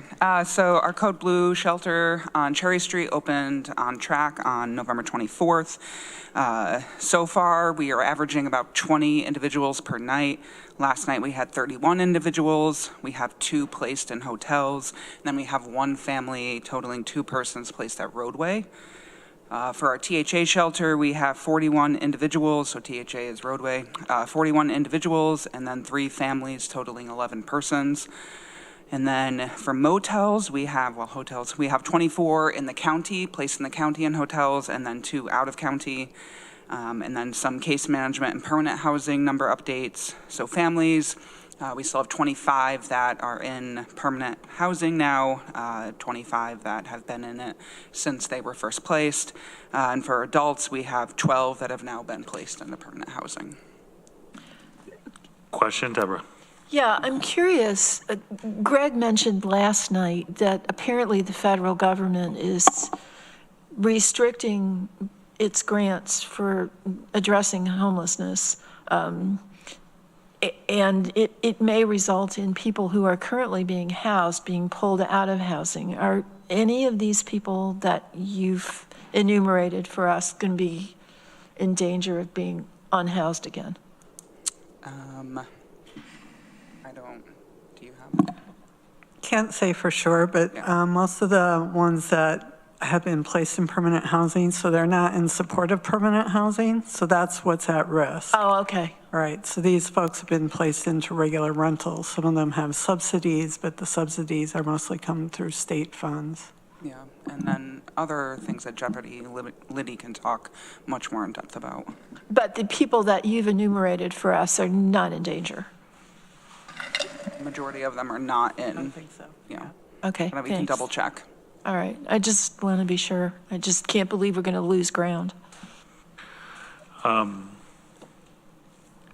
Just a shout out to our friends at VOA for their getting everything up and running for Code Blue.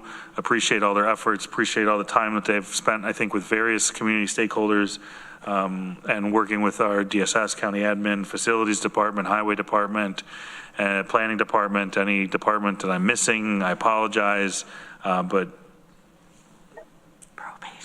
probation. All of these folks working together is a heavy lift and a lot to be accomplished. And I think we've got a lot to be proud of at the level of service that we're trying to provide to some of the most vulnerable in our community. So well done there.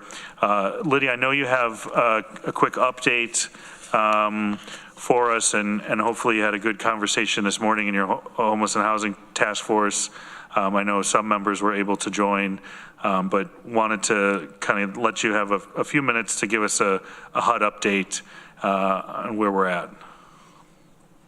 Awesome, thank you. I do have some slides. I'm going to go fast because there has been a lot of words said today, and I know brains are tired and whatever, but I think it probably is useful to share some slides. These are a shorter version of some of the slides that I have already sent to Greg and are going to be available for anybody who is interested. Okay, oh, hold on. All that time, I didn't get ready. Here it is. All right. I'm going to share my screen. And we are going to talk about those cuts. All right. So I think my name is Liddy Barger. I'm the Director of Housing Initiatives at Human Services Coalition. We're what's considered the collaborative applicant or lead agency for the Continuum of Care, New York 510. We cover Ithaca and Tompkins County specifically. So continuums of care exist in every community in the world. We all have a shared, or not the world, in the United States. All continuums of care are working towards the goal of ending homelessness in their continuum of care.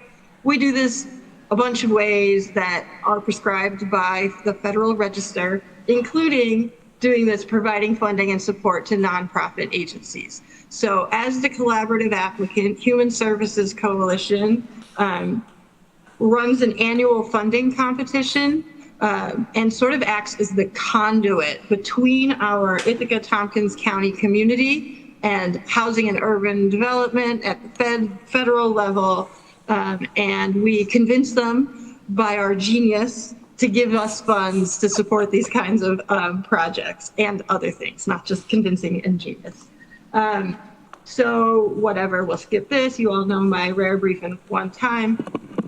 These system performance measures are kind of important. I'm not going to get into them, but these are the system performance measures that we are measuring to see how well our system is working or not working. So we are constantly looking at how long are people remaining homeless, where and how are people exiting homelessness, and how often are they returning?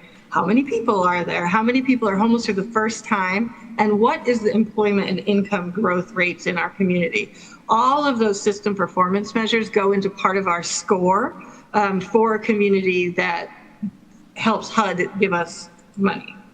So long story short, last year we were told, and Congress agreed, that the 24 funding competition was going to be a 2-year funding cycle.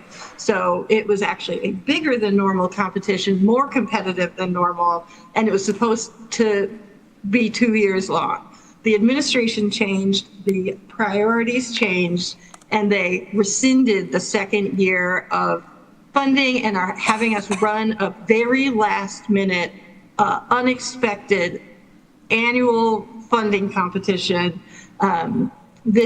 for funding year 2025. So just to give a sense of what so HUD's priorities were, not just last year, but over basically like the last 5 presidential administrations when homelessness was still considered bipartisan and evidence was of high value.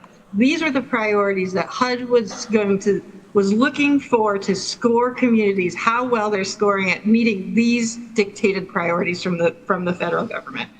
You can see them. It's ending homelessness. It's using a housing first approach, improving that system performance that I just talked about, improving assistance to LGBTQ populations, and promoting and addressing promoting racial equity and addressing racial disparities. We did very well with these priorities, so well, in fact, that we were funded above the expectation of where we believed we were going to be funded. Those priorities have changed. They've changed really drastically, almost totally reverse of the original priorities. So these are the new priorities. This is a lot of words on a page, but basically they are all tied to executive orders that have come out throughout the year.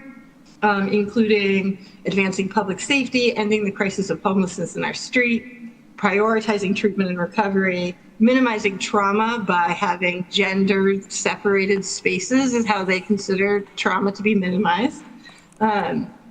These new priorities are awarding points for communities that criminalize homelessness. Specifically, you will score better if your community has criminalized homelessness. Communities that are implementing civil commitment for people experiencing homelessness will also score better in this competition. This promoting self-sufficiency priority is a little bit nuanced in that it's asking us, just like it always has, to improve employment, in our population of people that we're serving. But it ramps it up a little by saying they're defining self-sufficiency as people who are exiting an experience of homelessness into a non-subsidized market rate unit, which we all know how much non-subsidized market rate units cost in Tompkins County. That's going to be a tricky one for us.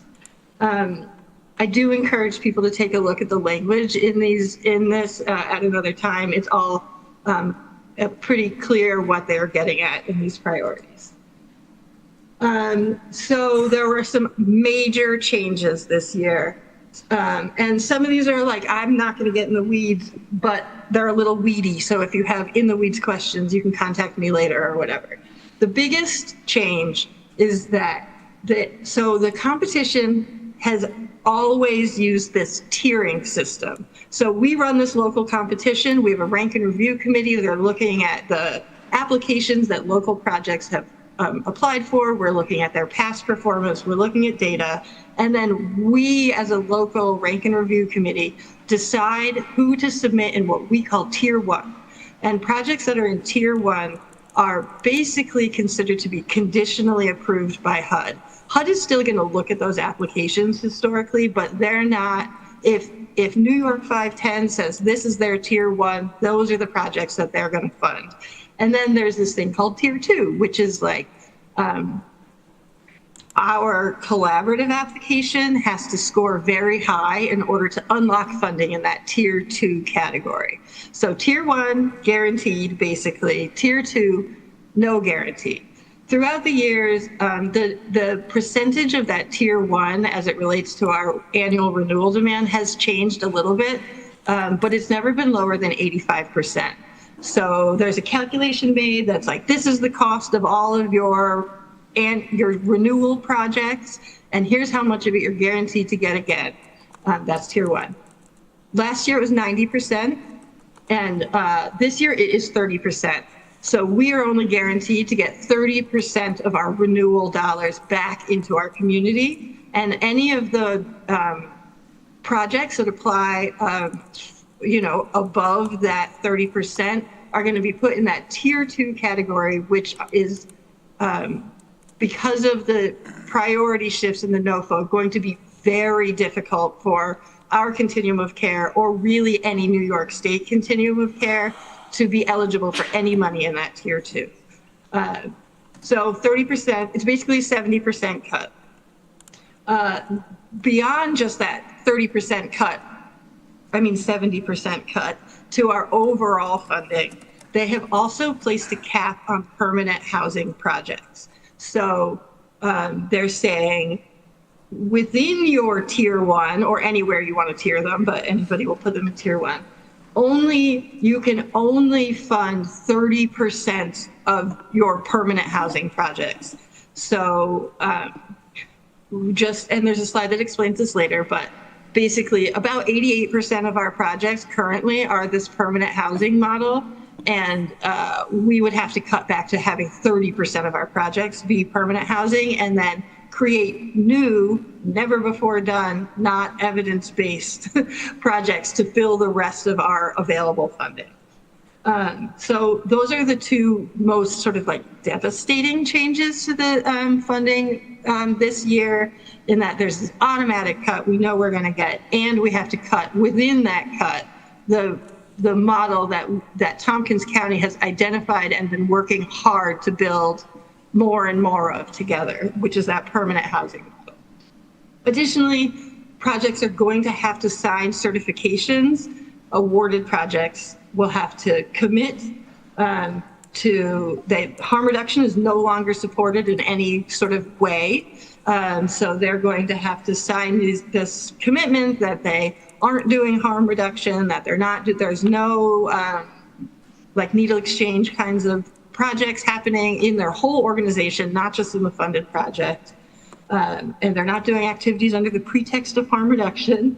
And they're also going to have to sign this certification that denies it says that, I'm just going to read it, that it relies on a definition of sex other than binary in humans. So all the projects are going to have to say, we believe that gender is binary, male, female, and we are running our projects as such, which leaves out trans people completely and all sorts of gender identities from being able to be served in these projects. This is a huge change for HUD.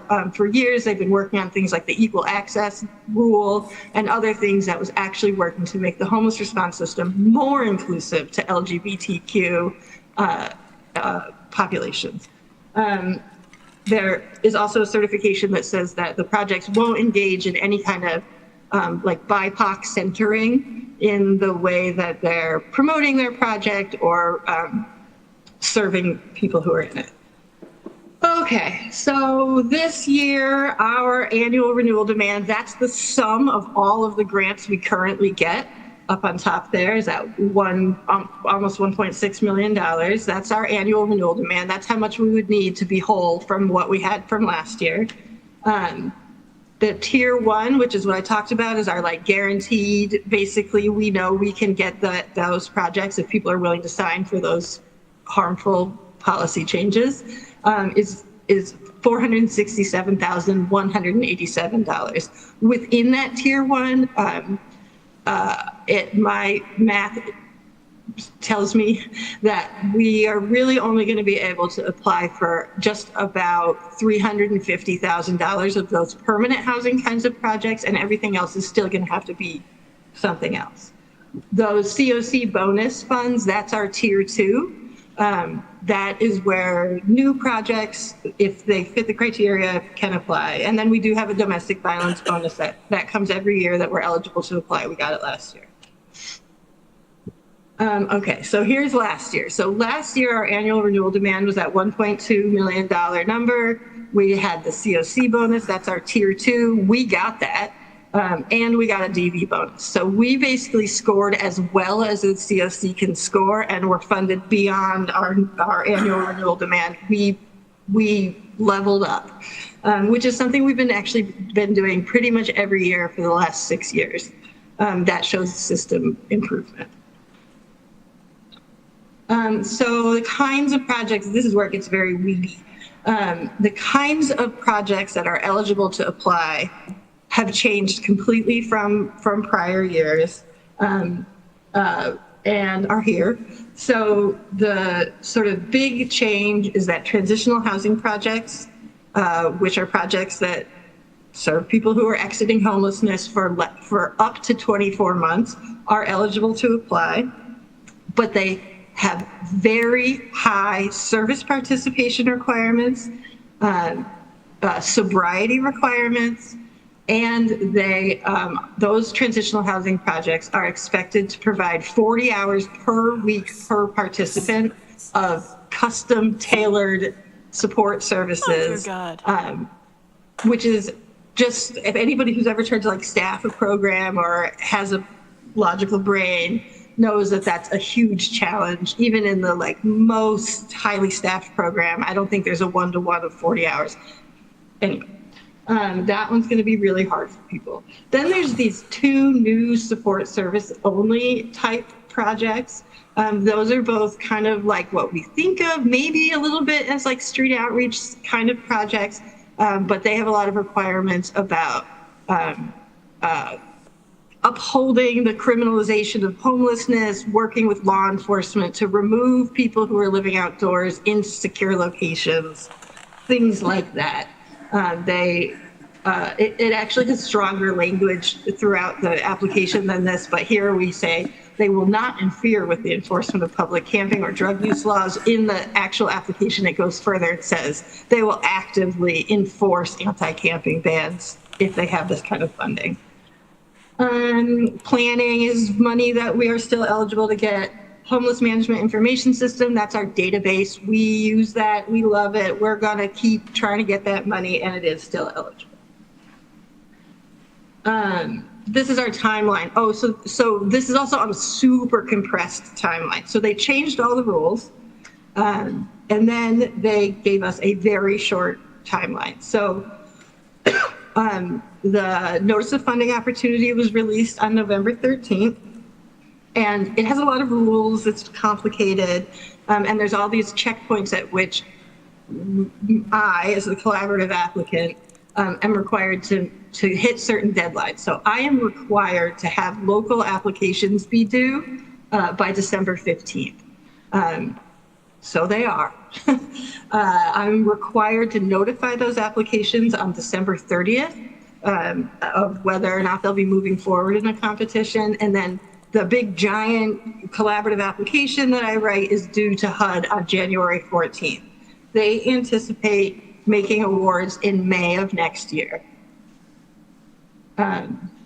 So what's the impact? Here's National Alliance to End Homelessness did a really great analysis for all the COCs in the country. I think there's about 700 of us to take a look at their projections for our potential bed loss. So you'll see that they're projecting that we'll lose approximately 60 units of permanent housing because of these cuts.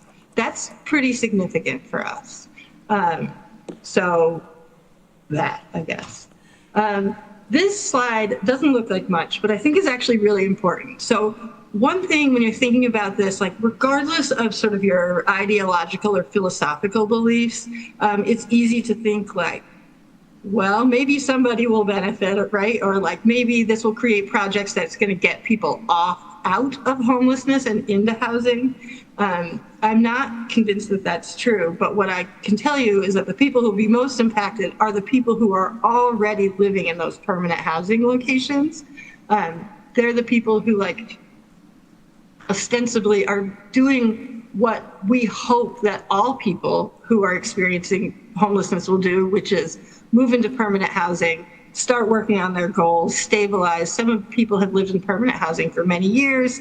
And it is those people who will lose their housing and are very likely to re-enter homelessness there's no plan for transitioning people who are currently, it's actually unallowable by HUD rules to transition a person who's in a permanent HUD-funded permanent housing into one of these transitional housing places. So anyway, it's really going to impact the people who are already living in the permanent housing. In our community, because we have the Youth Homelessness Demonstration Program funds, what that really means is that youth under the age of 25 are guaranteed to be the hardest hit by this. There's just no way to math the math differently. Those are the folks who are going to have the greatest loss in their permanent housing funded through COC dollars. Every single person who lives in current permanent housing in our continuum of care is a person with a disability. That's a requirement to live in permanent housing, permanent supportive housing here. So obviously, by default, people with disabilities are going to be most impacted. And the other impact will be to staff. So there are some programs in our community who have like maybe a more diverse funding stream for the actual units that people are living in, but they're using the COC funding to support the staffing and support services for folks in those permanent housing locations. I forgot to mention this, but it's worth noting. People can apply for new permanent housing if it's under that 30% hard cap. But any new permanent housing that gets created using these dollars limits the definition of disability to be inclusive only of people who are age 62 or older, or people who have a physical or developmental disability, and explicitly calls out that substance use disorder and mental illness are not considered a disability, which goes above the scope of HUD's authority in a lot of people's opinions, but that is what they're saying. Here's a way to advocate. If you feel like doing some advocacy, elected officials are super important because you guys talk to other elected officials and really have a powerful voice in the conversation. That's my super fast version of that. I'm happy to answer questions. It's pretty bleak. The one, here, I'll stop sharing so I can see. The sort of some other things that are happening related to this are that there are 2 separate lawsuits against HUD and Scott Turner, the director of HUD. And New York State is covered by both of them. So one of them is a group of 20 or 21 state attorney generals, including the Attorney General of New York State, is suing HUD, asking for an injunction, saying that this is outside the scope of what HUD can dictate. And the request is basically honor the commitment that was made by Congress in 2024 for the 2-year funding cycle, and then work with localities in a more gradual way to get these priorities accomplished, instead of just sort of changing everything, giving us a month and telling us to kick rocks. The other lawsuit is being spearheaded by Democracy Forward in partnership with National Alliance to End Homelessness and the National Low Income Housing Coalition. Those are both like happening, but nothing. There's no news from them yet, and so we are proceeding with our local competition and the collaborative application. The other sort of like detail to know that's important if you're interested in the competition factor is that we have created a local application that attempts to determine project suitability under this new framework, but HUD themselves have not released the application that projects will ultimately have to fill out to be included in our application. And they also have not released the collaborative application yet. So they told us the rules and they told us how they were going to score it, but we have not seen the actual applications yet to be able to appropriately begin planning. So those are sort of, that's kind of like where we're at, and they're due very soon. That's my update. Wow, Liddy. Did I do that fast and scarily enough? I don't even want to say thank you. That was, I mean, it was a great presentation on a terrible topic, and I think what HUD is doing is go out on a limb and say borderline criminal, and the way that they're treating humans, especially our most vulnerable. I am going to ask Liddy that we put a time on the January and February agenda for HUD funding and application updates. I would ask my colleagues to maybe hold off on questions at this point, follow up with Liddy.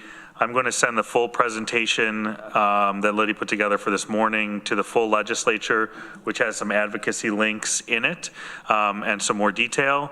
We'll also make sure incoming legislators get that as well.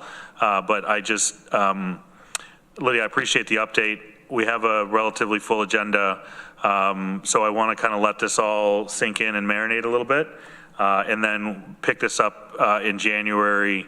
And then again in February once the application's been submitted, if that works for you. Great. I'd be happy to do that. I do just quickly want to say that we are in like an all hands on deck time, and as a community at the community level. So this is my major message is like, this clearly shifts the burden, some of the burden of cost for housing from the feds to states and localities. And we're going to have to work together to figure out how to make this all work. So we need everybody. We need everybody, whether you agree or not. We're going to need everybody because there's no way to do this alone. So one of the things I would ask you to do as you're working with the various agencies is try to figure out what the ask or what the need is and how to present that to us as a committee and then to the full legislature. And I think I said in my comments last night, this conversation of good money versus bad money, do we as a community want to compromise on our values in some instances to take money that puts us in a position to sort of erase the progress and work that we've done around a more inclusive environment. So with that being said, we'll pick this up again in January, and obviously, Liddy, we're here always. If you need something more immediate, don't hesitate to reach out. Awesome. Thank you. Thank you. Next up, we have the Planning and Sustainability Department. I'm going to ask if it's okay with members of the legislature that we potentially postpone the housing snapshot to our January meeting to give that the time and space that it needs. And I would ask our planning department maybe to send that to the full legislature in advance because it's already sort of been made public here in the packet, but just give us kind of a heads up of here's the snapshot and more to come during our presentation if that may work. I see Katie coming, but we still do also have a resolution we need to work through. Yes, the resolution is a bigger priority for your remaining minutes.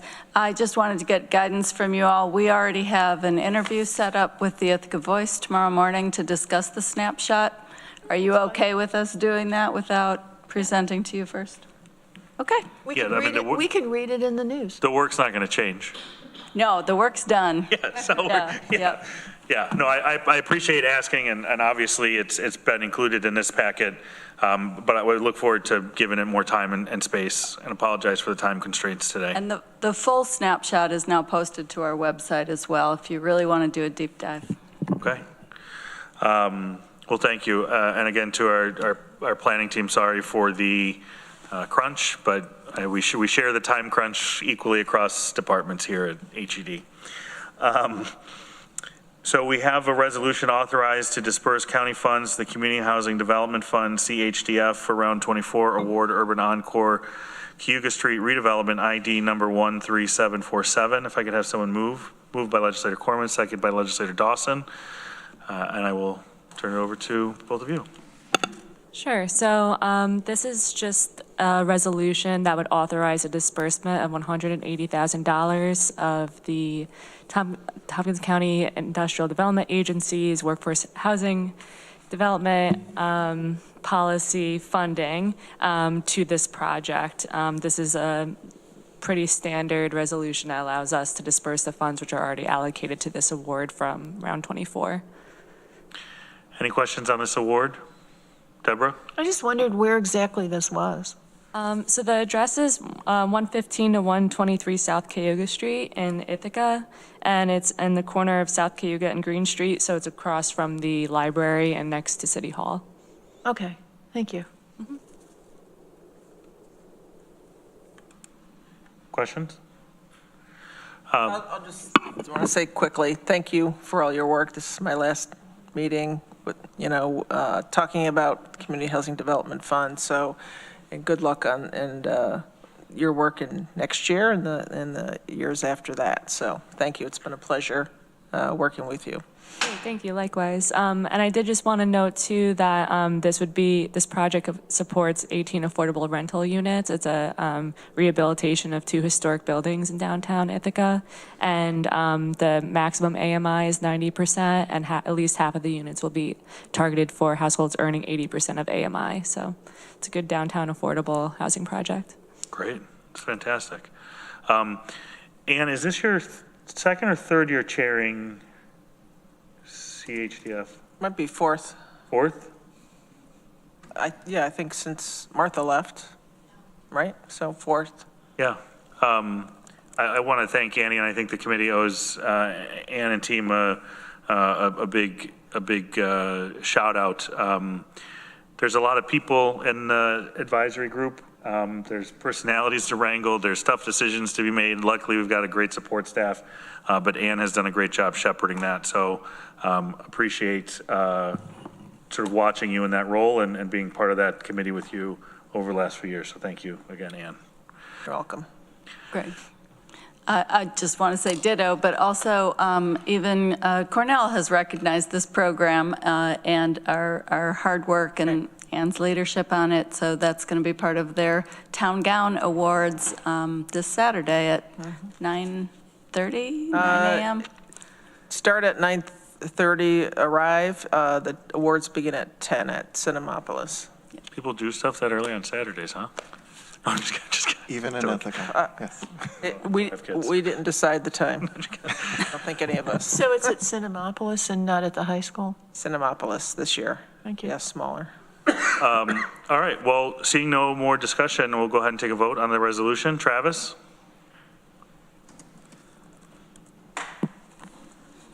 Sorry, yes. Great. Deborah? Yes. Mike? Yes. Ann? Yes. Veronica? Yes. And I'm a yes. That passes unanimously. We look forward to robust discussion on the snapshot in January, and hope you guys have a great holiday season too. Great, thank you. You too. Thank you. Next and last on the agenda, we have the Ithaca Area Economic Development. Kurt Anderson, Director of Development Operations. And You have 3 minutes, Kurt. as Kurt has also been serving as interim.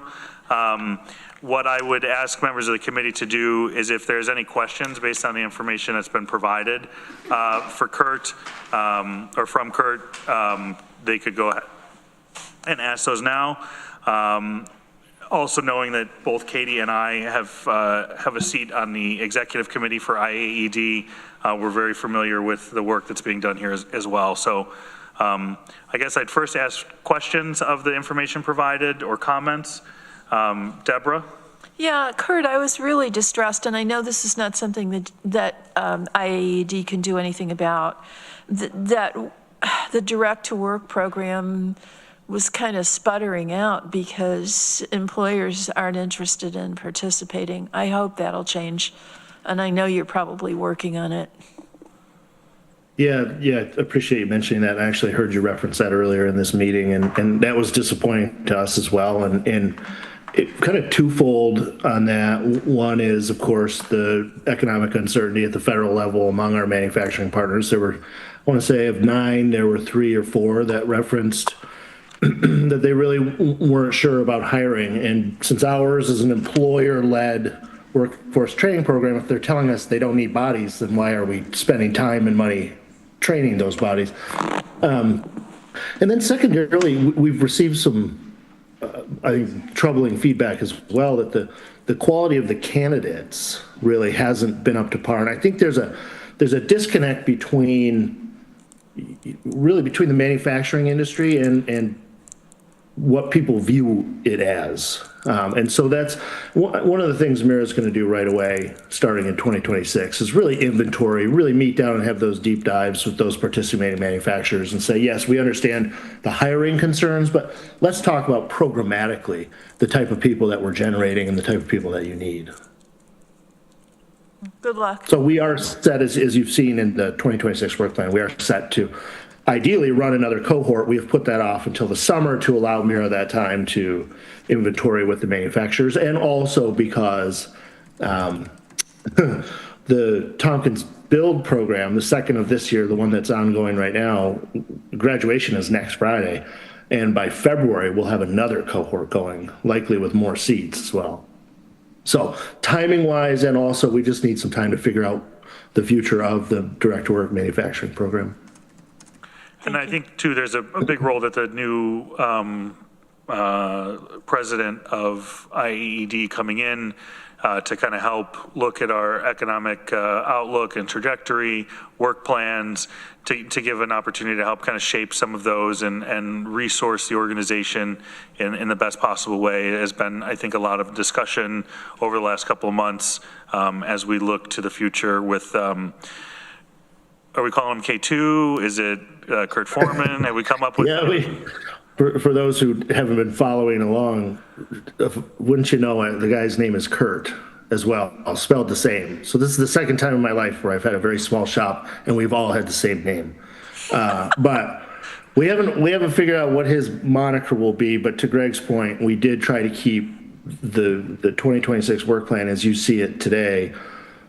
I'd say more of a skeleton, right? Hitting the core areas that we want to do, the special projects that aren't overly ambitious, kind of awaiting other Kurt to get settled in and kind of check the water before we commit him to something that maybe he doesn't see as our future.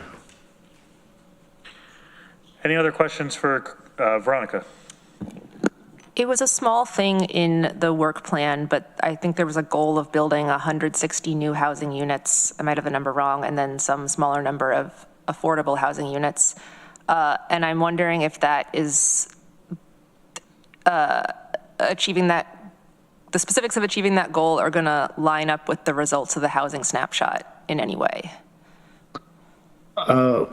Great question. I have not seen the housing snapshot, so I can't address how the two overlap, but I will say I had the 2024 annual report. I'm trying to remember. The year we produce it is for the year before. Anyway, last year we blew out of the water the number of units and number of affordable units as well. And just a point of clarification, it's not construct them, right? We due to the nature of some of these projects, just kind of getting mired, McKinley or whatever you call it over there next to the Gateway building is one great example of a project that sat around for 4 or 5 years. But we take credit in the year that it was either incentivized or, for instance, the CHDF is populated. So not necessarily the year that those units are constructed.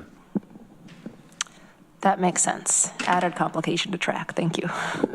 Yeah, and we've looked at that a dozen times, and we would love to capture them in the year they were made. It just requires a lot of follow-up over a long time, and it's, these delays aren't necessarily our fault, and there's nothing we can do to advance them as well. So we keep coming back to the point where we take the credit in the year that they were incentivized or promoted. Kurt, in conclusion, would just thank you for your interim leadership of the organization and support through transition. I know has been incredibly valuable to have steady leadership and somebody who's helped sort of steward this process. I would like to also publicly commend those that were on the search committee for the new president. I think it was incredibly thoughtful, very diligent in their, performing that duty. And it was a really nice, broad spectrum of people from across the community. I think the work that IAED is doing is incredibly valuable. I think we're going to look forward to a great 2026, even with all the economic uncertainty and everything else that's coming our way. But we look forward to welcoming new leadership in your organization and then the continued work that you, Kelly, Ina, Mira, and everyone else that touches the organization does on your behalf. Yeah, I appreciate that, Greg. And if I may just take one extra second and pile on and thank Ann Koreman for her work on this committee and in the community. I will say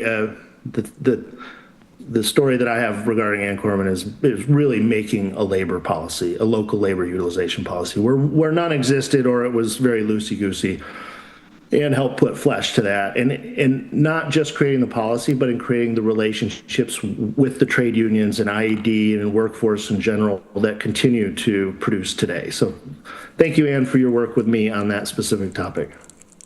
Thank you, Kurt. It was a really honor. That's for me, that's probably the biggest highlight of my career here to be able to do that. So thank you. Thank you for your help with that too, behind the scenes and all that. We support the same thing, Ann. Your service has been on the IDA, IAED Executive Committee.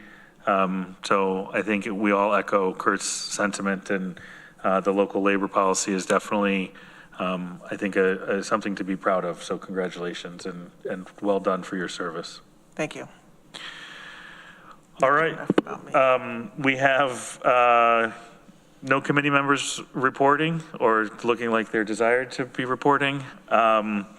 As chair of 2025 Housing and Economic Development Committee, I'd like to thank everybody for their contribution, for their patience, for the departments and agencies and staff that we interact with. You're chair for one more month, I know, but I think, we're not going to have Ann. It will be a different makeup.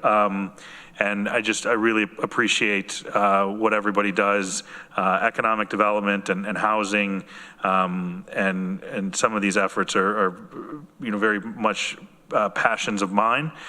So I appreciate the work that everybody does to support that. And I look forward to a 2026, whatever that may bring.